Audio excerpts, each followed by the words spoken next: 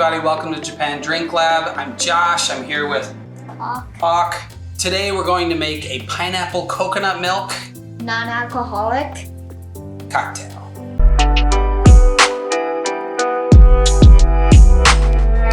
So this is a quick and easy one that's refreshing and fun to make. You can make it by juicing real pineapple or you can use pineapple juice. We add 3/4 cup of pineapple juice. We add 1/2 cup of coconut milk.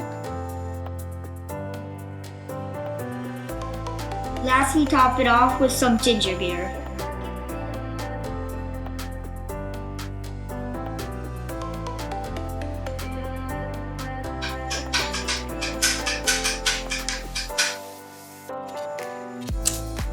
Really good. Like it? Yeah.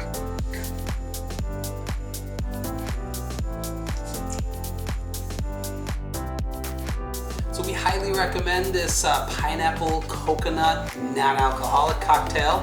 It's fun, refreshing, and delicious. It tastes really good. Yeah, it tastes really good. Okay. Cheers. Enjoy at home. Smash that like button and subscribe and hit that bell.